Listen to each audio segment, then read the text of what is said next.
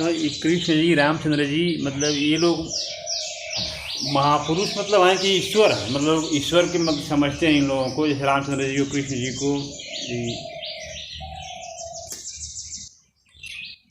जो ईश्वर होगा वो तो महापुरुष होगा ही। जी, तो वास्तव में हाँ, मतलब ये और मतलब अवतार माना जाता है अवतार उनको। माना जाता है मतलब हाँ। ईश्वर का। और कुछ लोग जो हैं वो ना अवतार नहीं मानते, ईश्वर नहीं मानते हैं, तो ऐसे जो नास्तिक टाइप के लोग हैं, आर्य समाज के लोग ये मानते हैं कि महापुरुष नास्तिक लोग हैं, तो वे लोग नहीं मानते हैं। और रही आर्य समाज की बात, तो आर्य समाज जो है अवतारवाद को नहीं मानता नहीं है, मानता है। इसीलिए वो जो है वो कहता है कि महापुरुष है। जी, हाँ, वो उनका सम्मान करता है लेकिन पूजा नहीं करना चाहता। जी, हाँ, कोई सम्मान करता है, जैसे दयानंद सरस्वती हाँ, लिखे तो हुए हैं। महापुरुषों का वो सम्मान करते हैं, पूजा नहीं करना चाहते हैं। उनको यही पता नहीं है कि वे लोग साकार ईश्वर का अस्तित्व तो नहीं मानते हैं, जी, वो निराकार का मानते वो निराकार का मानते हैं। इसीलिए उनको लगता है कि ईश्वर रूप मनुष्य रूप में नहीं आ सकते, जबकि ईश्वर किसी भी रूप में आ सकता है, और किसी भी रूप में, और सब रूप ईश्वर के ही है। कोई ऐसा रूप नहीं है जो कि ईश्वर का नहीं है। तो उनका ईश्वर तत्व के विषय में उनकी समझ हमारी समझ से कम है, अधूरी समझ है। जो ईश्वर आकार नहीं ले सकता वो सर्वशक्तिमान कैसे हो सकता है? जो ईश्वर सभी रूपों में नहीं हो सकता वो ईश्वर कैसे हो सकता है? वो वास्तविक अर्थ में पूर्ण ईश्वर नहीं कहा जा सकता। वो दयानंद तो लिखे हुए हैं सत्यार्थ प्रकाश में कि जब ईश्वर का सर्वशक्तिमान है, जब हर जैसे रावण का संहार करने के लिए पैदा हुए थे रामचंद्र जी, वो सर्वशक्तिमान है, खुद संहार कर सकते हैं, तो उनको पैदा होने की क्या आवश्यकता है, क्या ज़रूरत पड़ी? पैदा लेने की आवश्यकता पड़े इसलिए क्योंकि वो समझेंगे कि मैं ये हो सकता हूँ। पहली आवश्यकता तो यह है कि क्या मैं रूप धारण कर सकता हूँ कि नहीं, पहली आवश्यकता तो यही है। संहार की बात तो छोड़ दीजिए आप, पहली अवस्था यही है। ठीक है, वो वहीं से संहार कर सकते हैं, लेकिन वो आकार बन करके भी तो संहार कर सकते हैं। आप उनको बांध क्यों रहे हैं सीमा में कि वो निराकार होकर के ही संहार करेंगे? निराकार होकर के भी संहार करते हैं, बात सही है, लेकिन सिर्फ निराकार होकर के ही संहार करें तो ये उनकी सीमा हो जाएगी। वे आकार होकर के भी संहार करेंगे, एक बात। दूसरी बात, वे आकार क्यों नहीं ले सकते? आप प्रतिबंध लगाने वाले कौन होते हैं कि आप कहेंगे कि वो आकार नहीं ले सकते? आपकी व्याख्या गलत है। वे आकार भी ले सकते हैं और आकार से अलग भी रह सकते हैं, निराकार भी ले सकते हैं। ये उनका सवाल रहता है, ये उनके तर्क होते हैं, लेकिन ये तर्क अधूरा तर्क है। ये हर दृष्टिकोण को नहीं बतलाता है कि उनको अवतार लेने की क्या ज़रूरत है, तो वो तो ऐसे ही कर देंगे जो करना होगा। हाँ, अवतार लेने की पहली ज़रूरत यह है कि क्या वे अवतार ले सकते हैं कि नहीं। पहली ज़रूरत तो यही हो गई। अगर वे अवतार नहीं ले सकते हैं तो वे ईश्वर पूर्ण फिर नहीं हो सकते, सर्वशक्तिमान नहीं हो सकते। तो पहले अपने को उनको सिद्ध भी करना है कि मैं अवतार ले सकता हूँ, मैं आकार धारण कर सकता हूँ। हाँ, अच्छा, एक बात। दूसरी बात, यदि कोई भक्त है वो चाहता है कि नहीं हम ईश्वर को आकार में ही देखें, तब क्या होगा? तब तो वो ईश्वर बेकार हो गया। उनके इस तर्क का मैं खंडन इस तरह से कर रहा हूँ कि अगर किसी भक्त की इच्छा हो कि नहीं मैं तो ईश्वर को अपने जैसा ही देखना चाहता हूँ, मैं निराकार को नहीं देखना चाहता। ऐसी संख्या बहुत है कि साकार का मतलब दर्शन करना चाहते हैं, हाँ, पूजा करना मैं चाहते हैं, अपने ईश्वर को अपने जैसा देखना चाहता हूँ। ईश्वर मुझे अपने रूप में दर्शन दे, तब क्या होगा? तब तो आपका ईश्वर फेल हो गया। वहाँ कहेगा भैया मैं तो नहीं बन सकता, मैं तो तुम्हारी इच्छा पूरी नहीं कर सकता। होगा कि नहीं? अगर वो कोई भक्त सोचता है कि नहीं भगवान मेरे पास आए और मेरे जैसा ही रहे और मैं उनके साथ खेलूं कूदूं बात करूं, गोपियों ने यही कहा उद्धव को। वो भी उद्धव निराकार का उपदेश दे रहा था, क्योंकि तुम्हारा जो निराकार है, निराकार भगवान, वो हम लोग के साथ रास कर सकता है, वो हम लोग के साथ खाना पीना खा सकता है, डांस कर सकता है। हम लोग तो ऐसा ईश्वर चाहते हैं जो हम लोग साथ हंसे खेले कूदे वार्तालाप करे। हम लोग को वैसा ईश्वर नहीं चाहिए जिसका कोई आकार ही नहीं हो, जिसका कोई रूप नहीं हो, कोई रंग नहीं हो, जिसका कोई गुण नहीं हो। ऐसा ईश्वर तुम अपने पास रखो। हमें ऐसे ईश्वर की ज़रूरत है, ये हमारे डिमांड है, हमारी मांग है ये। और शास्त्र का भी यही नियम है, मांग के हिसाब से आपको आपूर्ति करनी है तब व्यवस्था सही रहती है। तो यहाँ जिसकी मांग है, ठीक है, आपकी अगर निराकार की मांग है तो आप निराकार ही चाहिए, भगवान को निराकार भी होना जरूरी है। लेकिन उनके लिए ही ना जिनकी डिमांड ही निराकार की है, लेकिन जिनकी डिमांड साकार की होगी उसमें क्या होगा। इसलिए भगवान जो है वो, इसलिए भगवान को पूर्ण कहा जाता है, क्योंकि वे आपकी हर मांग को पूरी कर सकते हैं, आपके साकार को भी निराकार को भी, और साकार और निराकार के बीच को भी, यानी वो आधा निराकार रहे आधा साकार रहे, आपकी वो शिक्षा को भी पूरी कर सकते हैं। आधा मनुष्य रहे आधा ये पशु रहे, उस शिक्षा को भी पूरा कर सकते हैं। आप जो भी कॉम्बिनेशन बनाते हैं, सोचते हैं, वे सब पूरा कर सकते हैं। ऐसा ही जो ईश्वर होते हैं वो वास्तविक ईश्वर होते हैं। बाकी जो ईश्वर हैं वे अधूरे ईश्वर हैं, उनकी मान्यता पूरी नहीं हो सकती है। और इसीलिए आर्य समाज के सिद्धांत में ये फॉल्ट है बहुत बड़ा, उनको इसको सुधारना पड़ेगा। अगर वे तर्क पर भरोसा करते हैं तो इस तर्क का भी या तो वो हल निकालें, बताएं इस तर्क को कि जो ईश्वर आकार नहीं ले सकता वो सर्वशक्तिमान कैसे है, वो पूर्ण कैसे है, वो निर्विकल्प कैसे है। जो ईश्वर भक्त की इच्छा पूरी नहीं कर सकता वो फिर ऐसा कैसा ईश्वर है। हम उपासक हैं और हम चाहते हैं कि हमारे हिसाब से हो, क्यों नहीं होगा। आप जो है निराकार रहेंगे, आकार नहीं हो सकते हैं, तो भैया ऐसा ईश्वर जो है वो पूरा ईश्वर नहीं माना जा सकता। फिर उसकी पूर्णता में और उसकी अनंतता में दोष लगेगा। जो आप अनंतता की बात करते हैं, ईश्वर अनंत है, इसको मानते हैं आर्य समाज वाले सब भी, तो अनंत है तो फिर क्यों नहीं, फिर उनका अंत कैसे हो जा रहा है। यहाँ पर वे आकार नहीं ले पाते, इसका मतलब उनका अंत हो गया जहाँ से आकार शुरू हुआ। आकार की सत्ता जहाँ से आई वहाँ पर उनके ईश्वर खत्म हो गए, जबकि ईश्वर को तो खत्म नहीं होना चाहिए क्योंकि वो अनंत है। ईश्वर तो अनंत है ना, तो वो आकार में भी होना चाहिए, नहीं तो वो अंत हो जाएगा। मैं भी ईश्वर हूँ और मेरे में भी ईश्वर है। मूर्ति में हम अगर हम निराकार को देखना चाहें तो निराकार हमको मूर्ति में दिखना चाहिए, और मूर्ति में हमको निराकार दिख रहा है तो हमको ईश्वर का दर्शन हो रहा है। तो जो मूर्ति में दर्शन कर सकता है वही यथार्थ दर्शन करता है। निराकार को निराकार में देखना, साकार में निराकार को देख लेना, और निराकार में साकार को देख लेना, सगुण में निर्गुण को देख लेना, और निर्गुण से सगुण को देख लेना। ये सारी अवस्थाएं जिस साधक में होती है वही वास्तव में पूर्ण साधक है, पूर्ण भक्त है, वही वास्तविक सिद्ध है। और जो आधी अधूरी बात करता है वो सिद्ध नहीं, उसमें कहीं ना कहीं तो उनके आर्य समाज की फिलॉसफी में दोष है यार।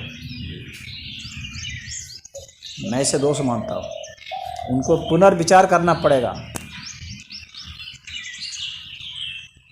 तो रामचंद्र जी मतलब तो उस हिसाब से भगवान राम और भगवान कृष्ण जो हैं ये अवतार थे, ईश्वर के अवतार थे। हाँ, अब अवतार है तो महापुरुष होंगे। महापुरुष ही नहीं, वो पुरुषोत्तम थे, पुरुषों में उत्तम थे। और वो मतलब जो निराकार ब्रह्म से भी आगे थे। पुरुषोत्तम उसको कहते हैं जो निराकार से भी आगे होता है, जिसमें निराकार साकार सब कुछ है, वो पुरुषोत्तम कहलाते हैं। तो या तो ये लोगों ने निराकार को खाली जाना, पुरुषोत्तम को नहीं जाना तो पुरुषोत्तम को नहीं जाना आर्य समाज में, कि निराकार से भी ऊपर एक अस्तित्व है, और वह अस्तित्व है जो निराकार साकार सबको दिया हुआ है, तो वही पूर्ण अस्तित्व है। फिर आप पूर्ण अस्तित्व को नहीं जान रहे, इसका मतलब वेद के वास्तविक रहस्य को आप नहीं जान रहे।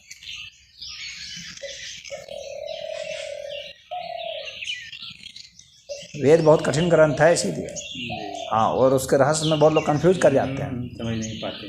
हाँ, अब वेद के मंत्रों को तोड़ मरोड़ करके आप निराकार में लाना चाहते हैं तो वो नहीं आ पाएगा। नहीं, पुरुष सूक्त में, वेद में भी पुरुष सूक्त में इसके ईश्वर के साकार स्वरूप का, पुरुषोत्तम स्वरूप का वर्णन है वेद में भी। हाँ, वेद में है, पुरुष सूक्त में, ऋग्वेद में, मतलब ऋग्वेद में है। वेदों में कहीं भी मतलब मूर्ति पूजा का मतलब व्याख्या नहीं है। कैसे नहीं है? रामचंद्र जी का भी कोई मतलब वेद के बाद जो है कि रामचंद्र जी का जन्म हुआ है, वो मतलब रामचंद्र ग्रंथ वेद है। वह बात तो सही है, वो बात तो सही कह रहे हैं कि वैदिक काल के बाद राम जी का जन्म हुआ है, यह बात सही है। लेकिन इसका मतलब यह थोड़ी है कि जो है वेद जिस ईश्वर को बता रहा है वो रामचंद्र जी नहीं है। काल उनको नहीं बांधता है ना। वो उस वक्त भी थे, वेद के समय में भी थे राम जी, लेकिन उस वक्त जो है तो इस रामचंद्र जी के रूप में नहीं थे, इसलिए आप कहते हैं कि राम जी नहीं थे। लेकिन राम जी जिस तरह से थे उसका वर्णन वेद में है, और आज भी हैं। जब राम जी आज गुजर चुके हैं, आज भी तो राम जी नहीं हैं उनके हिसाब से तो। हाँ, लोग पूजा पाठ हाँ, मतलब लेकिन आज भी राम है। हाँ, राम की वास्तविक जो परिभाषा है उसके तहत आज भी वे राम हैं, और उस वक्त भी थे। उस वक्त साक्षात हम लोग के बीच में थे, बात इतनी है। उस वक्त आज से मान लो 6,000-7,000 वर्ष पहले भगवान राम जो थे तो उस वक्त इस तरह से थे जैसे हम और तुम हैं, अवतार लिए थे तो उस वक्त थे। कृष्ण भी थे, अवतार थे उस वक्त थे, उस वक्त कृष्ण भी आज नहीं है। बुद्ध भी थे, अवतार लिए थे, उस वक्त आज बुद्ध भी नहीं है। कबीर भी अवतार लिए थे, कबीर भी आज नहीं है। आदि शंकराचार्य भी अवतार लिए थे, वे नहीं हैं आज। चैतन्य महाप्रभु भी अवतार लिए थे, वे आज नहीं हैं।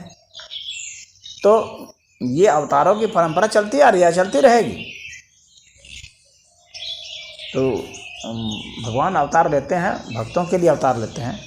परित्राणाय साधूनां विनाशाय च दुष्कृतां, भगवान ने कहा हुआ है ना गीता में। भक्तों को सुख देने के लिए, भक्तों का परित्राण करने के लिए जो आते हैं। यह नहीं कि खाली दुष्टों को मारने के लिए आते हैं, ऐसा नहीं है। तो दुष्टों को कैसे मारेंगे, वो आपके हिसाब से थोड़ी मारेंगे, वो अपने हिसाब से नहीं मारेंगे कि आपके हिसाब से मारेंगे। वो कृष्ण बन के मारेंगे, वो क्यों निराकार होकर के ही उसको मारेंगे? उनकी इच्छा है ना कि कैसे मारेंगे वे। कि आप कहेंगे उनको अवतार में क्या ज़रूरत है, वो तो निराकार होते ही मार सकते थे, मार सकते थे, निश्चित मार सकते थे। लेकिन उनकी इच्छा है कि मैं अवतार लेकर के मारूं उनको, तब क्या होगा? उनकी इच्छा है कि भाई नहीं, मैं वैसा ही हो करके उसको मारूंगा।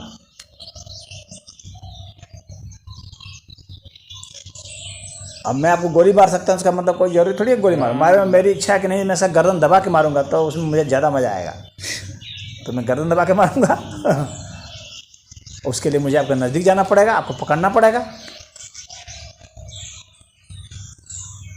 मारवाने का तो मैं किसी को मतलब सुपारी भी दे दूंगा कि भाई इसको मार दो, मुझे ज़रूरत ही नहीं है, मैं रहूँगा लंदन में, और सुपारी दे दिया, वो उसने आके मार दिया, तो मेरा तो काम हो गया, उसको ख़त्म करना था।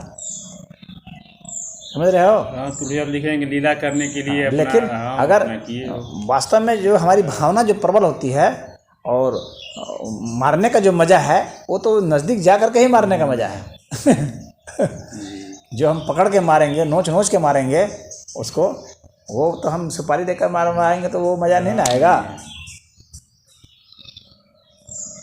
तो भगवान अवतार लेते हैं इसलिए क्योंकि उसको जो है ज़्यादा मज़ा चखाना है, तो उसके करीब जाएंगे तब उसको मारेंगे।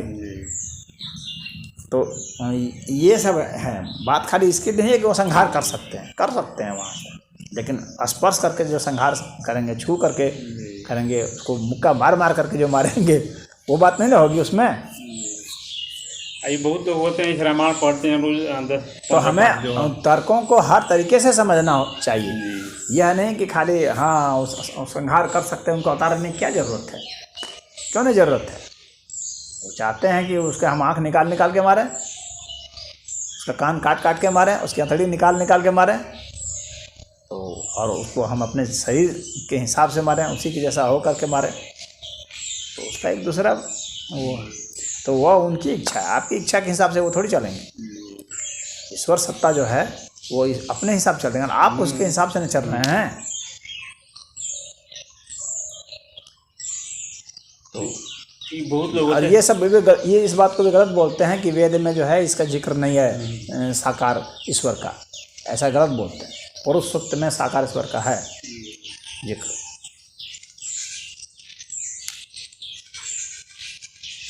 बहुत लोग महाराज जी जैसे रामायण पढ़ते हैं 10-5 दोहा डेली, और वो करीब उसको वे जो है ना उसको घसीट करके वैसा उसको समाज बनाना चाहते हैं, इसलिए वो पुरुष सूक्त को बिगाड़ देते हैं। वो वेद के पुरुष सूक्त को आर्य समाजी सब बिगाड़ देते हैं। उसको सामाजिक रूप डाल देते हैं वो। जहाँ पर उनका सहस्त्र शीर्षा का वर्णन है ईश्वर का, ईश्वर के हजारों सिर हैं यहाँ वर्णन है। तो ये तो आकार बतला रहा है ना। ईश्वर का आप कुछ भी बतलाएंगे तो आकार और गुण ही होगा। आप इसको प्रकाश स्वरूप बताएंगे, कोई भी स्वरूप बताएंगे हाँ ईश्वर का, तो वो सब ईश्वर के गुण ही होंगे। तो सगुण में आ गया,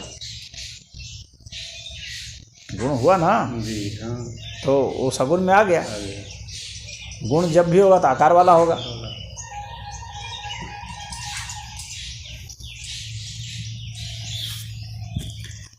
उसमें आकार है, सहस्त्र शीर्षा का वर्णन है, हाँ सहस्त्र भुजा का वर्णन है।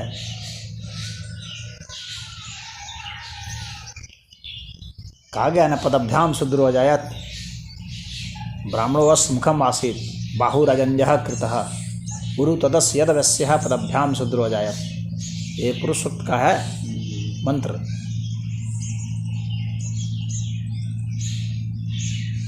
तो उसमें ईश्वर का स्वरूप बतला रहा है ना एक तरह से कि उसके पैर हैं, हाथ है, मुंह है, बाँह है। तब तो बोला कि बाँह से छतरी पैदा हुए, पैर से वो पैदा हुए। तो वो कहेंगे कि नहीं, इसका अर्थ समाज से है, समाज का जो तबका जो सेवा करता है उससे है। तो मैं यह नहीं कहता हूँ कि उसका अर्थ यह नहीं है, यह भी अर्थ एक अर्थ है, लेकिन यही एकमात्र अर्थ नहीं है। सामाजिक संदर्भ में यह अर्थ है, लेकिन आध्यात्मिक संदर्भ में क्या अर्थ है? क्योंकि वेद जो है आध्यात्मिक ग्रंथ है, सामाजिक ग्रंथ नहीं है। खाली आप कहेंगे खाली ये सामाजिक ग्रंथ है, सामाजिक ग्रंथ नहीं है। वेद एक आध्यात्मिक ग्रंथ है, उसमें ईश्वर और जीव से संबंधित और प्रकृति से संबंधित ही वर्णन है। तो आपको वो बतलाना पड़ेगा उसका संबंध।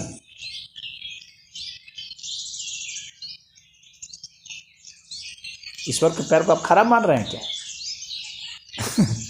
पैरों की पूजा करें यही हमारा योग है ना। चरणों की पूजा करें यही हमारा योग। पूजा तो चरणों की नहीं की जाती है।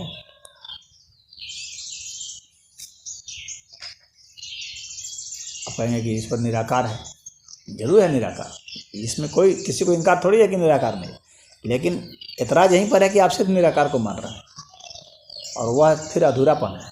ईश्वर साकार भी है, ईश्वर सगुण भी हैं, ईश्वर निर्गुण भी हैं, और ईश्वर गुणातीत भी हैं, और साकार और निराकार से परे भी हैं। उसी को पुरुषोत्तम कहा गया है गीता में। जो साकार और निराकार से परे हो और सगुण निर्गुण से परे हो, वह सत्ता। आप निराकार को ही चरम मान लीजिए, चरम नहीं है निराकार।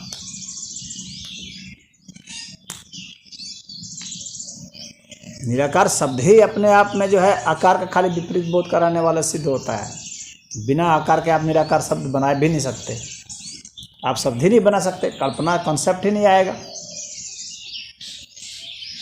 आकार के ही संदर्भ में हमको कुछ हल्का फुल्का आभास होता है निराकार का। वास्तव में हमको निराकार का कहाँ आभास होता है? कुछ नहीं होता है। हम खाली कह देते हैं कि आकार नहीं, आकार नहीं। तो फिर क्या है भाई? आकार नहीं तो फिर क्या है? आप व्याख्या नहीं कर सकते। व्याख्या के लिए आपको आकार पर ही निर्भर होना पड़ता है। तो ईश्वर की व्याख्या के लिए आपको आकार पर निर्भर रहना पड़ता है, जिसका मतलब आकार ईश्वर है, क्योंकि ईश्वर अपनी व्याख्या ईश्वर से ही करा सकते हैं ना। निराकार में भी आकार शब्द है, आकार हटा दो फिर उसमें क्या बचेगा? कुछ नहीं बचेगा। फिर आपको समझ में भी नहीं आएगा, आपकी बुद्धि वहाँ जा भी नहीं पाएगी। निर्गुण में गुण से ही आपको समझ में आएगा।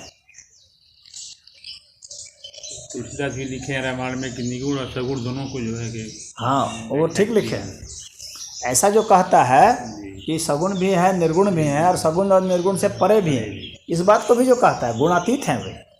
गीता में इसलिए गुणातीत शब्द आया है। गुणातीत बहुत महत्वपूर्ण है।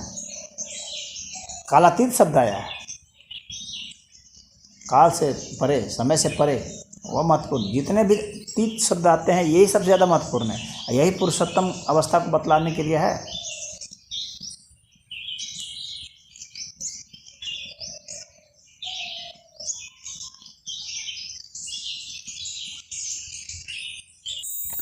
उपनिषदों में भी तो ईश्वर के मूर्त स्वरूप के विषय में बताया ही गया है।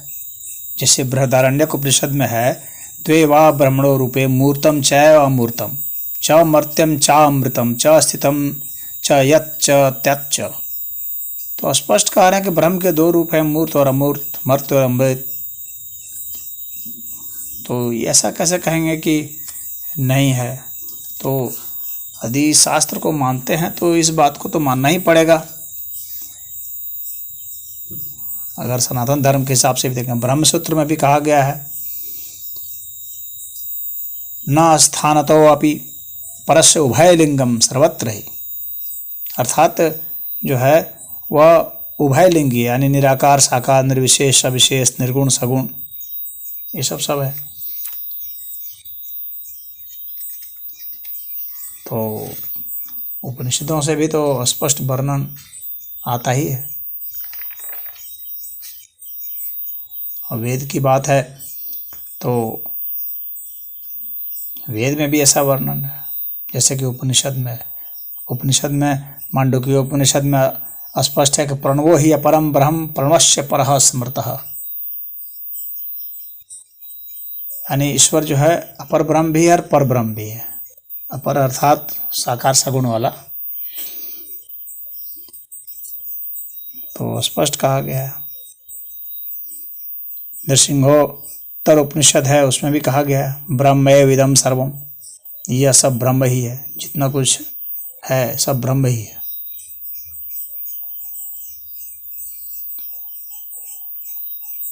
वेद में भी पुरुष सूक्त में तो है ना, सहस्र शीर्षा पुरुषः सहस्राक्षः सहस्रपाद।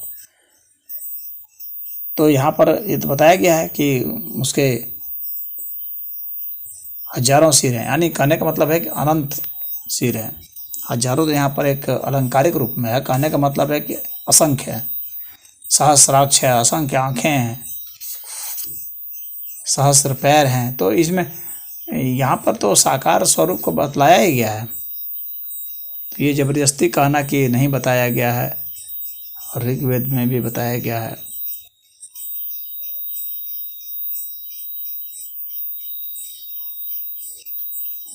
तो ऋग्वेद का पुरुष सूक्त स्पष्ट वर्णन करता है।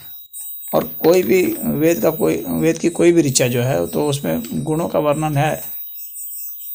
तो गुणों का वर्णन है तो वो सब गुण आकार में तो आते हैं।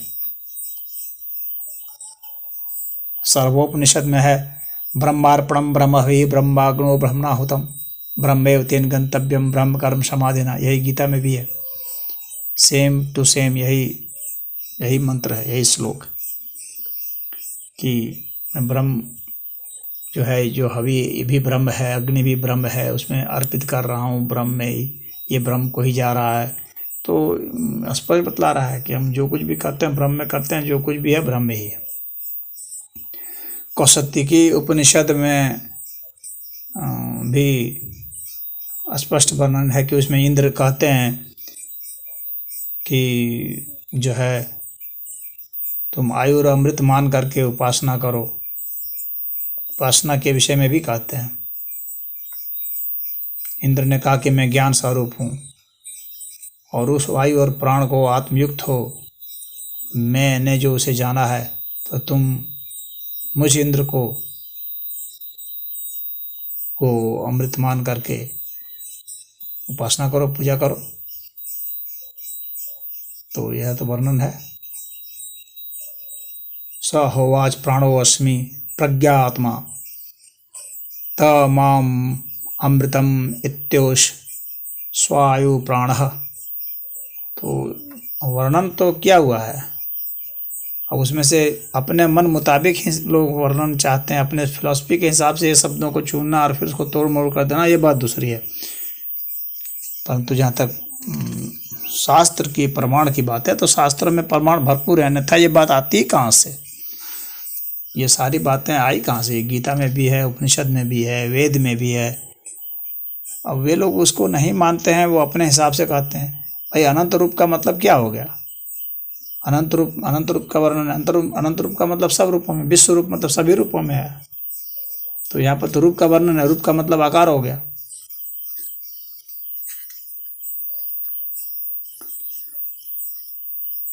तो यह तर्क से भी सिद्ध होता है और शास्त्र प्रमाण से भी तर्क सिद्ध होता है। तो तर्क भी यही कह रहा है कि ईश्वर साकार होंगे ही होंगे। अगर साकार नहीं होंगे तो ईश्वर को पूर्ण नहीं माना जा सकता है।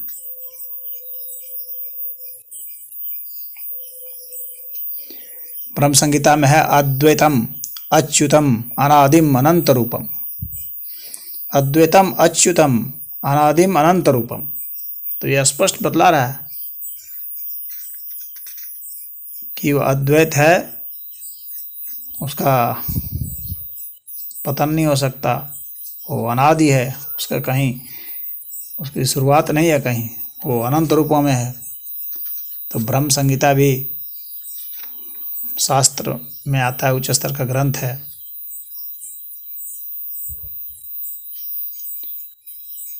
तो चाहे वेद देखें, चाहे उपनिषद देखें, चाहे वेदांत देखें, ब्रह्म संहिता देखें, सभी में आता है।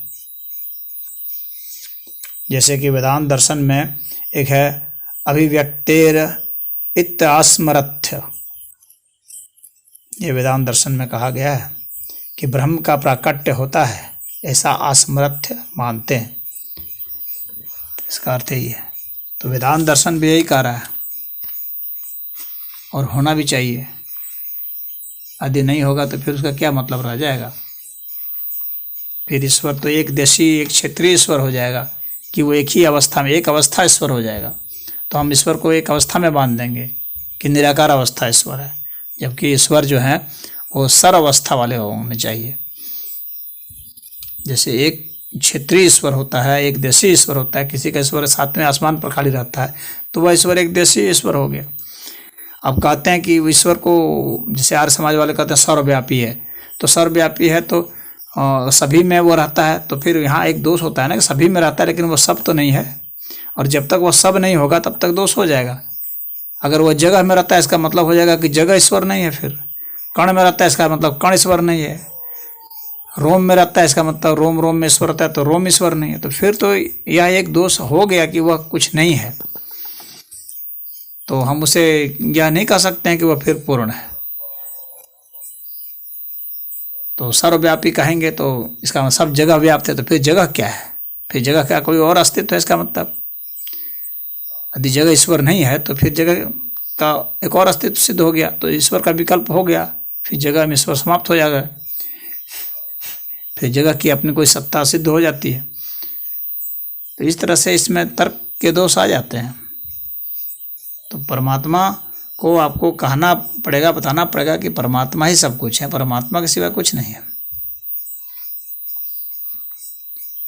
श्रीमद् भागवत में भी इसका बताया गया है कि परमात्मा का अवतार है विराट पुरुष, जो है परमात्मा के पहले अवतार है, विराट पुरुष का वर्णन है। और उसके सिवा बाकी इतना काल, स्वभाव, कार्य, कारण, मन, पंचभूत, अहंकार, तीनों गुण, इंद्रियां, ब्रह्मांड, शरीर, जितने भी हैं ये सब उसी के ही रूप हैं। तो वेद में भी तो विष्णु का, शिव रूप का, विष्णु सूक्त है, शिव सूक्त है, देवी सूक्त है, सबके सूक्त तो है ही। अग्नि सूक्त है। अग्नि को आप निराकार कैसे कह सकते हैं? प्रकाश को आप निराकार कैसे कह सकते हैं? प्रकाश के भी तो आकार है। फोटोन क्या फोटोन का आकार नहीं है क्या? उसके भी आकार है। अग्नि के आकार है, ऊष्मा के आकार है। आप कोई भी ऊर्जा लेंगे उसका आकार ही है। अभी तक मनुष्यों ने जितना कुछ खोजा है सबके आकार है। आकार तो होंगे ही, आकार से आप बच नहीं सकते, अब बचने की आवश्यकता भी नहीं है। तो आकारत्व तो सिद्ध है, सिद्ध तो निराकारत्व को करना है। सच्चाई तो यही है। आकारत्व तो सिद्ध ही सिद्ध है, निराकारत्व को सिद्ध करना है। और जो यह कहते हैं कि ना तस्य प्रतिमा अस्ति वाली जो बात, जो विरोध में कहते हैं कि प्रतिमा नहीं है, तो वेद में इसको भी कहा गया है कि वो प्रतिमा नहीं है। तो उसका अर्थ यह नहीं है कि वह मूर्त नहीं हो सकता। इसका उल्टा पुल्टा अर्थ लगाते हैं लोग कि इसका अर्थ यह है कि वह मूर्त नहीं होता। इसका अर्थ यह है कि यह जो यजुर्वेद का यह है और ये उपनिषद में, श्वेताश्वतर उपनिषद में भी है, इसका अर्थ यह नहीं है कि ईश्वर साकार नहीं हो सकता। इसका अर्थ यह है कि प्रतिमा का मतलब हो गया कि उसका एक प्रतिरूप, जो एक माध्यम के हिसाब से एक रूप आता है। जैसे मान लो हम लोग देखते हैं दर्पण में, तो हमारा एक रूप होता है, हम देखते हैं अलग, तो इसका मतलब दर्पण अलग होता है, हम अलग होते हैं, तब तो हमारा रूप होता है। तो वहाँ हम प्रतिमा का प्रयोग कर सकते हैं, या हमारी कोई मूर्ति है वहाँ हम कर सकते हैं कि मेरा ये जो है मूर्त है या मेरा मूर्त नहीं है। लेकिन ईश्वर के संदर्भ में इसलिए यह प्रयोग नहीं होगा क्योंकि ईश्वर के सिवा कुछ है ही नहीं, तो फिर प्रतिमा का क्या मतलब होता है? सिर्फ ईश्वर ही ईश्वर है, तो वहाँ माध्यम का भी कोई मतलब नहीं रहता है। तो उस अर्थ में कहा गया कि ईश्वर के सिवा कुछ नहीं है, इसलिए ईश्वर की प्रतिमा नहीं है, बल्कि ईश्वर ही है वह। उसको आप प्रतिमा मत कहिए, वह ईश्वर ही है और यही संभव है। इसीलिए आकारात्व सिद्ध है, ईश्वर का आकार सही सिद्ध है।